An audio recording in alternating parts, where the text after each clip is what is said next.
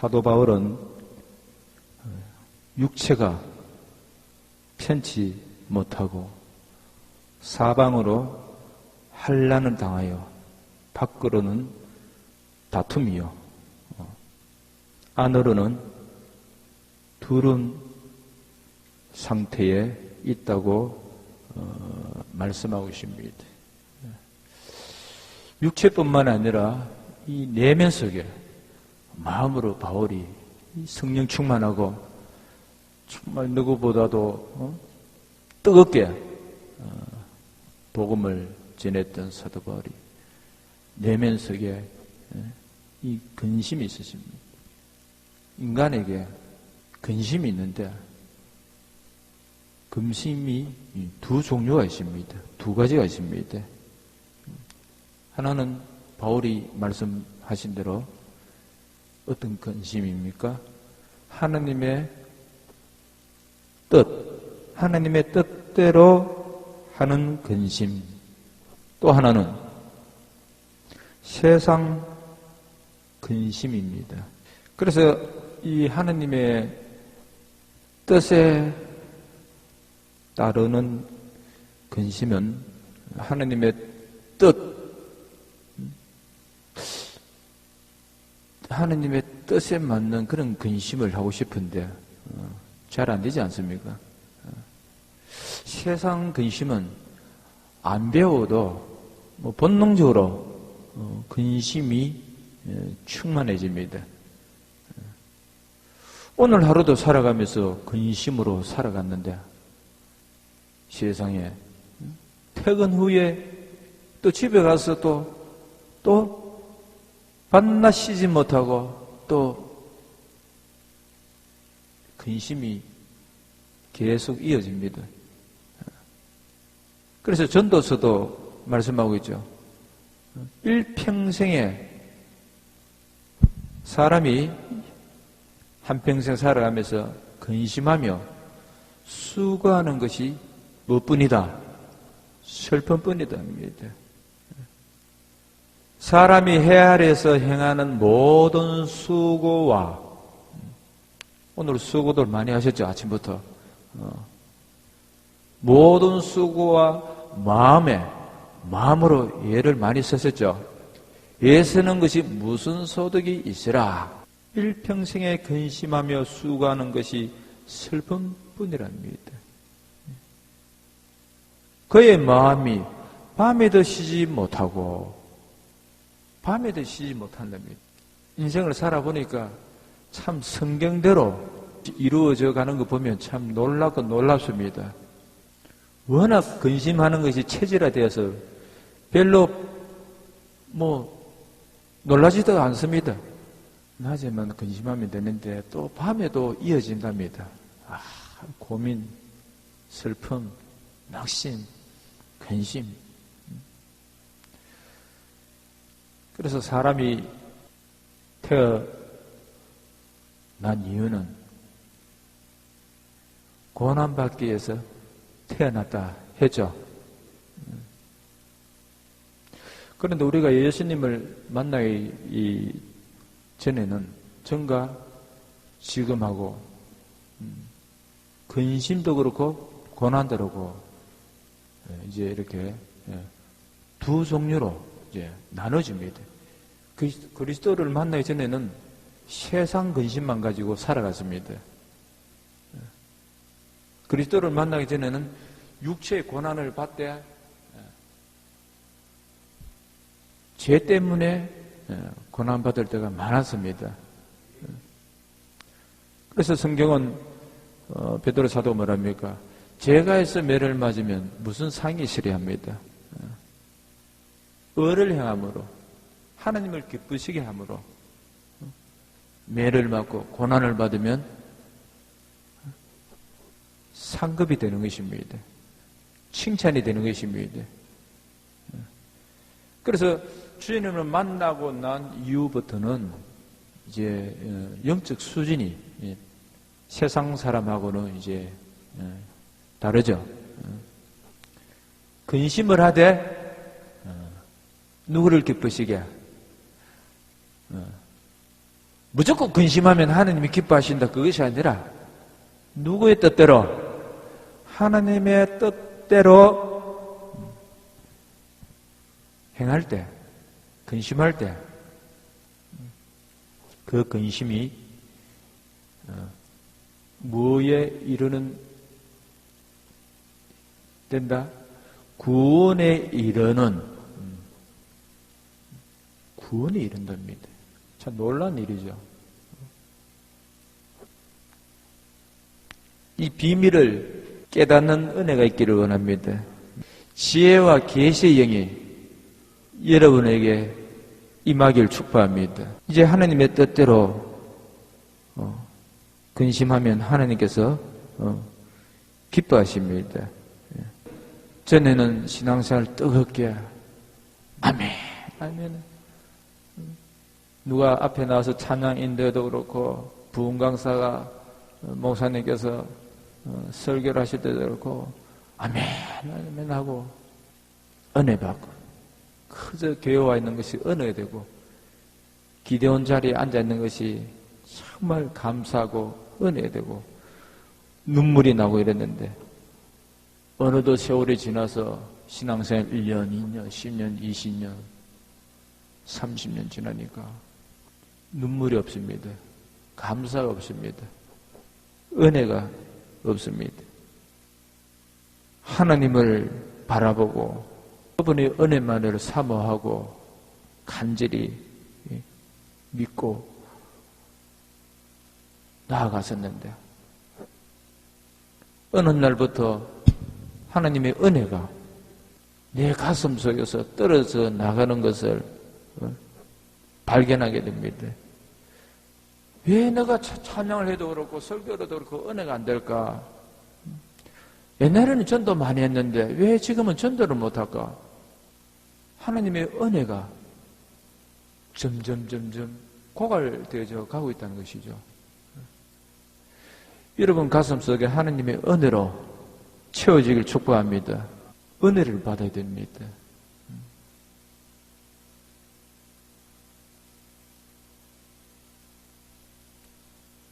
술 끊으라, 담배 끊으라, 핫도지지 마라. 사실은 말이 필요 없지 않습니까? 하나님 앞에 탁 무릎 꿇고 예배당에 나가서 하나님의 은혜가 가슴속에 채워지면은 육체가 원하던 것들이 하나하나 떨어져 나갑니다. 아이고, 이 사람 속에서 못 있겠네. 우리 장로님 속에는 못 있겠다.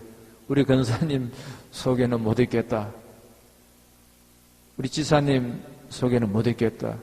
하나님의 은혜가 채워져 가시니까 다시는 보기도 싫고 그런 것은 만지기도 싫고 다시 해도 다시 마셔도 다시 피워봐도 옛날처럼 맛도 없고 감동도 안 오고 하고 싶은 마음도 없고 그저 하나님 은혜를 받고 찬양하는 것이 기쁘고 말씀 듣는 것이 기쁘고 감사하고 전도하는 것이 행복하고 이웃들을 돌아본 병든 자를 돌아보는 것이 기쁘고 즐겁고 그런 은혜가 채워질 때 하나님의 뜻을 구하며 나아갈 수 있습니다.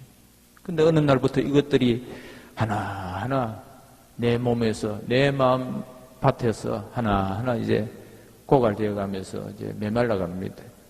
여기서 우리가 깨달아야 되는 것입니다. 내 영이 회복될 수 있느냐, 될 수 없느냐, 다시 하나님의 은혜로 돌아갈 수가 있느냐, 돌아갈 수 없느냐. 오늘 본문 말씀에서 이야기합니다. 다시 하나님의 은혜, 첫사랑을 회복할 수 있는 방법은 근심입니다. 내가 이러면 안 되지. 내가 이러면 안 되지. 내가 옛날에는 안 이랬는데. 하나님의 은혜가 내 가슴 속에서 떨어져 나가는 것을 보고 마음이 슬퍼하고 괴로워하고 힘들어하고 그런 마음이 있어야 되는 것입니다. 찬양을 안 해도 아멘을 안 해도, 설교를 안 들어도, 주의를 안 지켜도 아무런 마음에 고통이 없습니다. 이것은 심각한 문제인 것입니다. 구원받은 백성이라면은 늘 하나님의 은혜로 살아가야 되는 것입니다. 너희 안에 누구의 은혜가 있을지어다. 그리스도 예수의 은혜가 있을지어다입니다. 은혜. 이 은혜는 사람이 주는 것이 아니지 않습니까? 하나님이 주시는 것입니다. 그 내 속에 은혜가 점점점 하나하나 떨어져 나가는데도 이걸 깨닫지 못하는 성도들, 빨리 깨닫고 은혜의 자리로, 옛날에 처음 신앙생활 뜨겁게 했던 그 신앙의 자리로 다시 돌아와야 되는 것입니다. 그러기 위해서는 우리가 근심을 좀 하셔야 돼요. 이제는 우리가 영적인 수준을 좀 이렇게 좀 업그레이드 하셔가지고 좀 이래. 이제 내가 이제 50이 넘었고 60이 넘었고 70이 넘었는데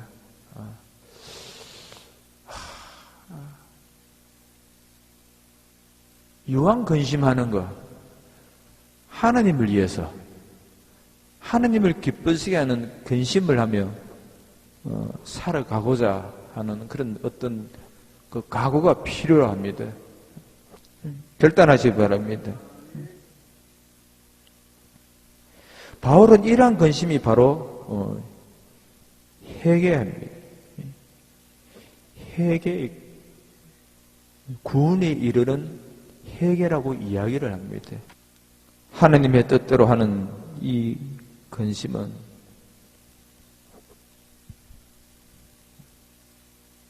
사람에게 보기 위한 그런 근심이 아닙니다. 오직 하나님께 초점을 맞추고 있는 것입니다. 우리 하나님께서 나를 어떻게 보고 계실까? 하나님의 판단에 초점이 맞춰져 있습니다. 우리 바울은 고린도 교인들에게 이 하나님의 뜻대로 하는 이 근심이 성도들에게 어떤 영향을 끼치는지를 잘 이렇게 말씀해 주고 있습니다. 그들은 하나님의 뜻대로 하는 근심을 통해서 무감각했던 자신들의 잘못된 행동에 대해서 관심을 가지게 됩니다. 지금 짓고 있는 이 죄악으로부터 자신들을 깨끗게 하기 위해서 몸부림칩니다. 많은 노력을 하고 있다는 것을 말씀드려서 우리가 알 수가 있는 것입니다. 하나님의 뜻대로 하는 근심, 고린도 교회에서 어떤 변화로 진행되어 가고 있습니까? 간절하게 하며, 본문 말씀에서 간절하게 하며, 여기는 어떤 의미를 둡니까? 자신들의 그 제약된 모습들을 바로잡고자 하는 진지한 그런 관심을 지금 보이고 있습니다. 변명하게 하며, 분하게 하며, 두렵게 하며, 사모하게 하며, 열심 있게 하며, 벌하게 하며, 제약된 모습들을 회개하고, 바울이 고린도 교회 성도들에게 가르치는 이 말씀에 준행하는데 성도들이 이제 열정을 솟는 모습을 지금 알려주고 있습니다. 하나님의 자녀라면은 하나님을 두려움으로 자기 자신을 거룩하게 깨끗하게 해야 될 줄 믿습니다. 하나님을 두려워하는 것은 우리 믿는 사람들이 그 신앙생활에서 가장 핵심이 되는 내용입니다. 하나님을 경외하는 것이 지식의 근본이라 했습니다. 하나님을 사랑하고 하나님을 경외하면은 그 사람의 본인뿐만 아니라 자손까지도 영원히 복을 받는다고 말씀하고 있습니다. 하나님을 경외하는 것이 지식의 근본이고 지혜의 근본입니다. 잠언에서 잘 말씀하고 있죠. 우리 믿는 성도는 영적으로는 불신자들과 구별되는 하나님의 자녀이지만은 우리 육체가 우리 몸이 이 땅에 살아가는 동안은 이들과 다를 바 없는 똑같은 피조물입니다. 그런데 똑같은 피조물인데도 우리는 하나님을 경외하지 않는, 하나님을 사랑하지 않는, 예수 그리스도를 믿지 않는 그들과는 차원이 다릅니다. 저는 경외하지 않는 그들이 근심하는 거하고 우리 믿는 사람이 근심하는 거하고 다르지 않습니까? 우리가 근심하는 것은 신령한 근심인 것입니다. 하늘로부터 내려오는 근심이죠. 하나님의 뜻대로 행하는 근심이기 때문에 이 근심은 하나님의 영광을 위하여 하는 근심인 것입니다. 하나님의 성령에 의하여 하는 근심, 해결을 낳아 구원에 이르게 하는 우리 영혼에 굉장히 유익한 근심인 것입니다. 근심을 하되 하나님의 뜻대로 성령에 의해서 하나님의 영광을 위해서 하는 이 근심은 우리 영혼에 저와 여러분들에게 굉장한 유익한 근심인 것입니다. 우리 하나님께서는 마음이 상한 자에게 가까이 하시고 중심에 통회하는 자를 구원하신다 시편에서 말씀합니다. 예수님께서도 산상보훈에서 심령이 가난한 자는 뭐가 있답니까? 복이 있답니다. 천국이 저희 것이요. 이러한 것이 바로 신령한 근심입니다. 그래서 이 신령한 근심은 많은 유익을 가져다 주는데 성령으로 근심하는 근심이기 때문에 이 근심은 쉬지 말고 해도 유익합니다.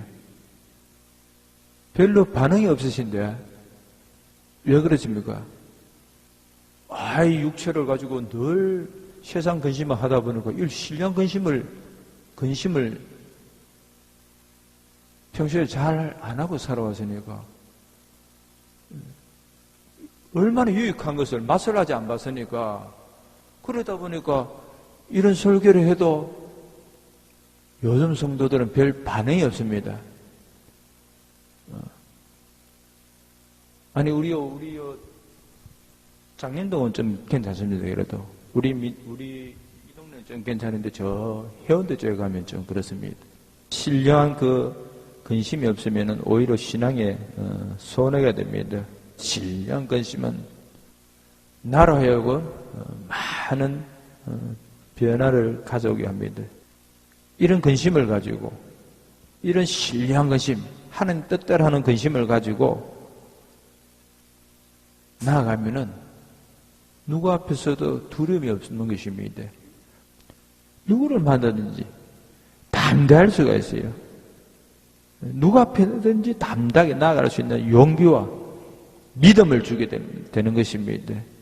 내 마음속에 이러한 신령 근심이 일어난다는 그 자체가 하나님의 은혜고 성령의 강력한 역사이며 은혜인 것입니다. 이 신령 근심이 생기기 시작했다면 이미 그에게 성령이 역사하고 있다는 증거입니다.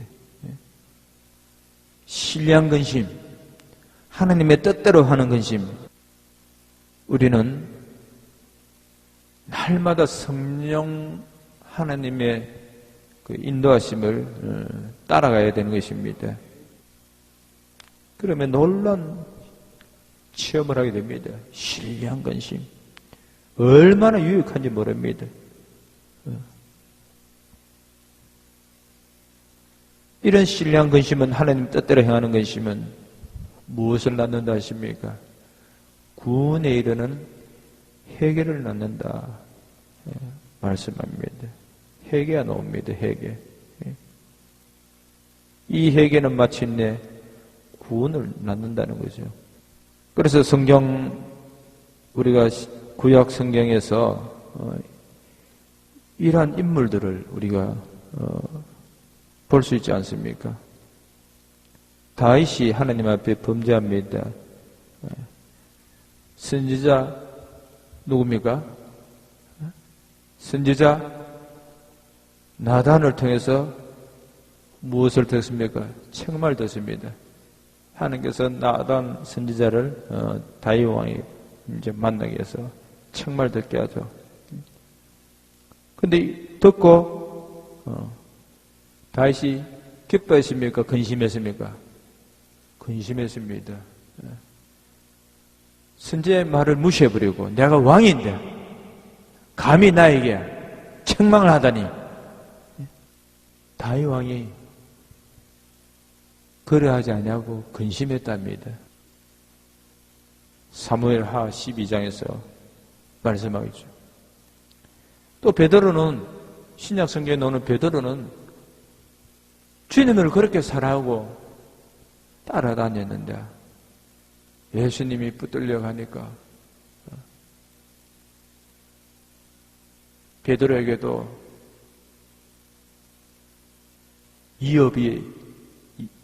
이기가 다가오니까 예수님을 부인합니까? 안 합니까? 그리스도를 부인합니다. 그리스도를 부인하고 계속 모른다 하십니까? 나가자 말자 통곡합니다. 통곡이란 그거 다 하나님 뜻대로 하는 그 근심 아닙니까? 근심도 없는데 통곡이 나올 수가 있습니까? 얼마나 통곡인지 모릅니다. 내가 주님과 약속했는데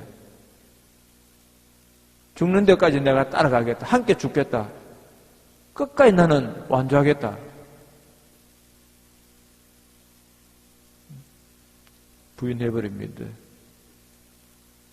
그리고 나가서 밖에 나서 얼마나 뒹굴고 우는지 모릅니다.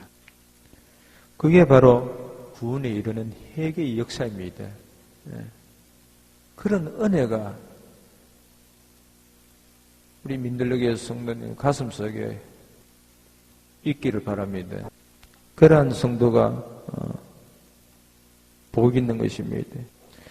그래서 본문에서 구원에 이르렀다는 말은 고린도 교인 중 아직 구원이 무엇인지 알지 못하고 잘못을 행하다가 바울의 편지를 바꿔서야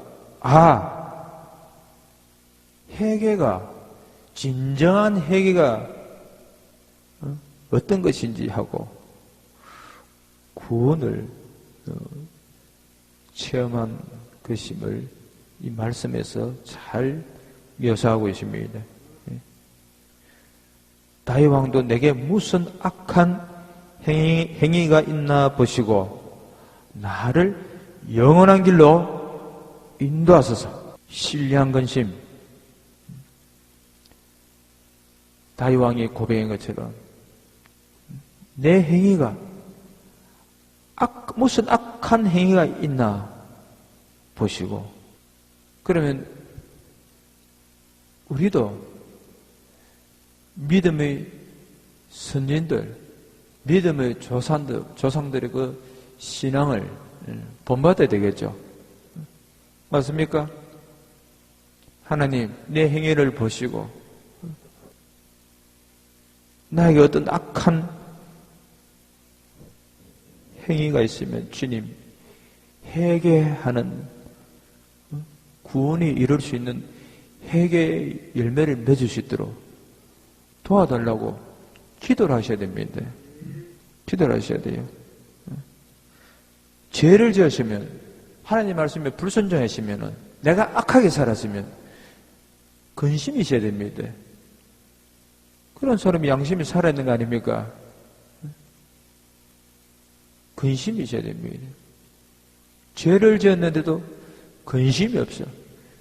두려움이 없습니다.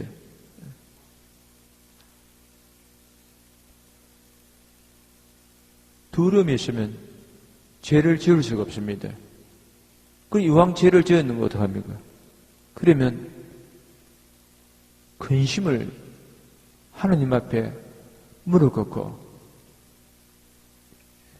눈물로 하나님 앞에 자백하면서 자기 안에 있는 이 근심을 털어놔야 되죠. 이 근심 때문에, 이 죄악 때문에 주여! 기도도 안 됩니다. 찬양도 안 됩니다. 밤에 잠도 못 잡니다. 밥맛도 없습니다.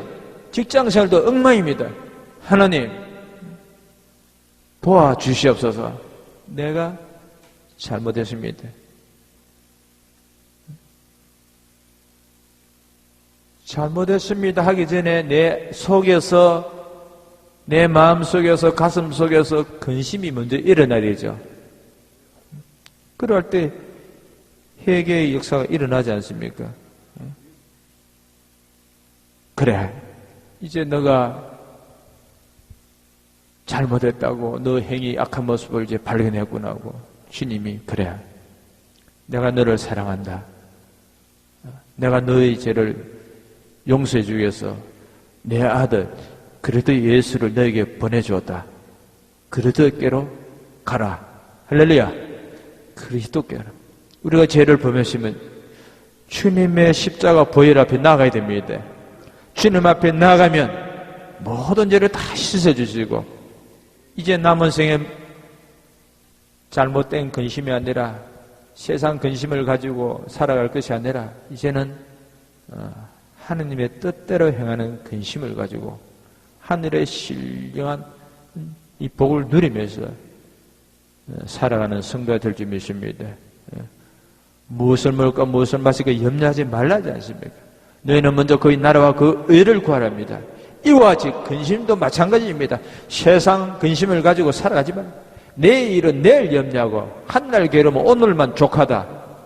이제는 무엇을 먹을까 무엇을 마실까 염려하지 말고 그 나라와 그 의를 위하여 나아가라는 것입니다. 이제 근심을 할 때, 염려를 하되 세상 것 무엇을 먹을까 무엇을 마실까 염려하지 마시고, 염려한다 해서 뭐 재산 늘어나는 것도 아니지 않습니까? 부자 되는 것도 아니에요. 염려한다 해서 아픈 몸이 건강해지는 것도 아닌 것입니다. 툴툴 털고 이제 조금 불편해도, 조금 배가 고파도 주여! 주님 말씀대로 주님의 나라와 의를 위하여 살아가겠습니다. 믿음으로 선포하면서 나아가면 하늘문이 열리기 시작합니다. 놀란 역사가 일어납니다. 세상 근심 다 내려놓고 이왕 근심하는 것, 하나님을 기쁘시게 하는, 하나님의 뜻대로 행하는 근심을 하며 살아가는 성도들 되기를 축복합니다.